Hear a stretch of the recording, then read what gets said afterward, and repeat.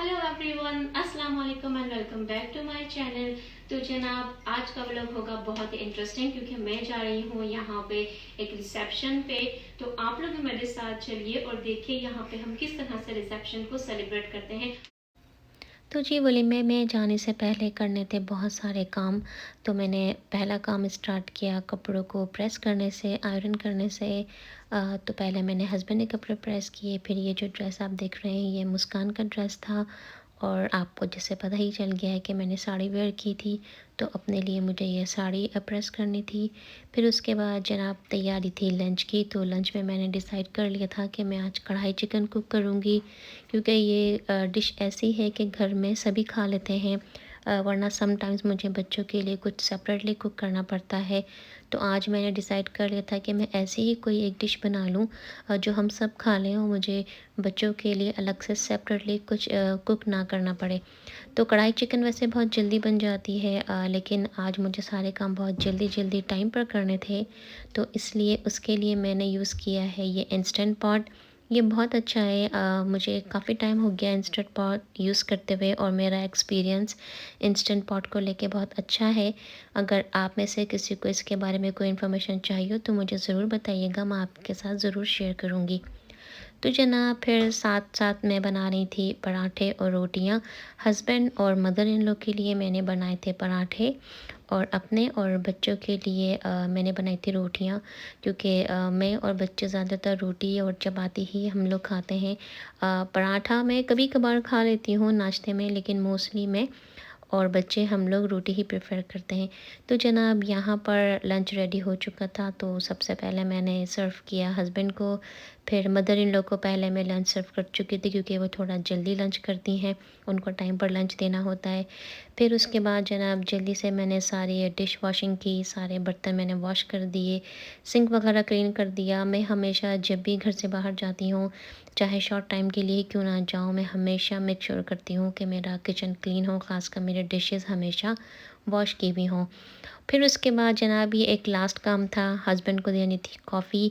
तो यहाँ पर मैं उनके लिए बना रही थी कॉफ़ी। तो बस ये लास्ट काम है। इसके बाद जो मैंने सारे बर्तन वॉश कर लिए थे, डिशेज़ वॉश थी, वो तब तक ड्राई हो चुकी थी। तो फिर मैंने सारे ये डिशेज़ उठाकर उनके जो अपनी अपनी जगह थी, उनकी जगह पर मैंने सारे बर्तन सेट कर दिए थे। तो अब यहाँ पर सारा मेरा काम ख़त्म हो चुका था, मेरा किचन बिल्कुल क्लीन हो गया था।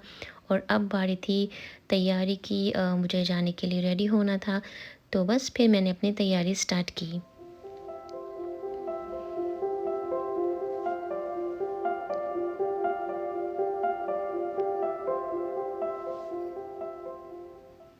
तो जब भी हम लोग घर से बाहर जाते हैं, तो मैं हमेशा मेक श्योर करती हूँ कि मेरा अपना किचन क्लीन हो, ताकि जब हम लोग वापस आएँ तो एक घर में एक अच्छी सी वाइब्स होती हैं। आपको पता होता है कि घर आपका पूरा क्लीन है, आपको घर जाके कोई एक्स्ट्रा काम नहीं करना पड़ेगा। आई मीन क्लीनिंग में टाइम आपको स्पेंड नहीं करना पड़ेगा। तो जनाब यहाँ पर मैं फुल रेडी हो चुकी थी, बस कुछ ज्वेलरी थी जो मुझे वेयर करनी थी। तो मैंने सोचा कि मैं आपके लिए कुछ थोड़े से क्लिपें लूँ, ताकि मैं आप लोगों के साथ भी शेयर कर दूँ कि मैंने किस तरह से ज्वेलरी वेयर की थी, वो कौन सी ज्वेलरी थी तो मैंने वेयर की थी। वैसे वो आप आगे चल के ब्लॉग में भी देख लेंगे कि मैंने किस तरह से तैयारी की थी और मैंने क्या ज्वेलरी यूज़ की थी।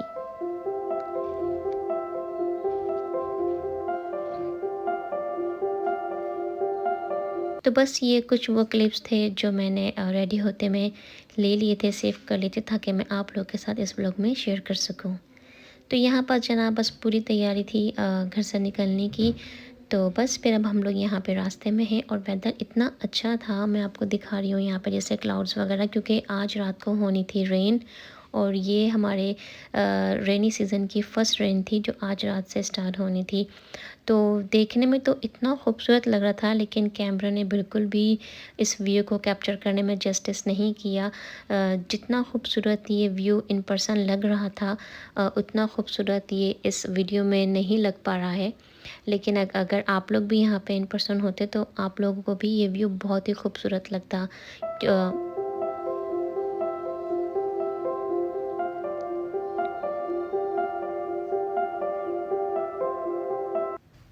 और ये जो ब्रिज अभी मैं आपको शो कर रही हूँ, वो यहाँ बे एरिया का सबसे लॉन्गेस्ट ब्रिज है।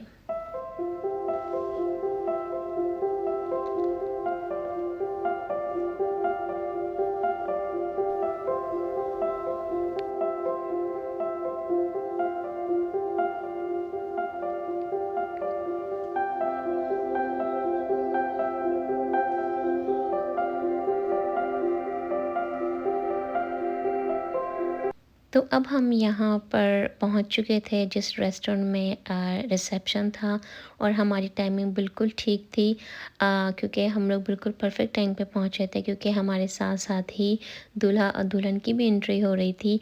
तो टाइमिंग बिल्कुल ठीक थी। मुझे लग रहा था कि हम लोग कहीं लेट ना हो जाएं, क्योंकि जो रेस्टोरेंट था वो हमारे घर से सैन फ्रांसिस्को से 1 आवर की राइड पे था, और हमको 1 आवर की ड्राइव करके जाना था।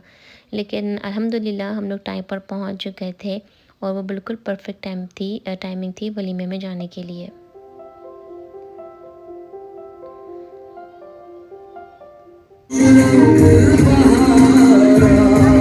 तेरे बिन अब तो न जीना।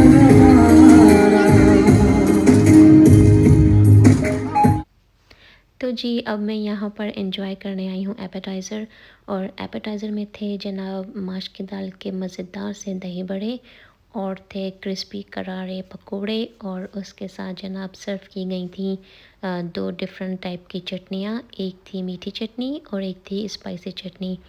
तो जनाब यहाँ पर मैंने बनाई अपनी एक छोटी सी प्लेट, और मैंने एंजॉय किया ये एपेटाइज़र अपने फ्रेंड्स के साथ।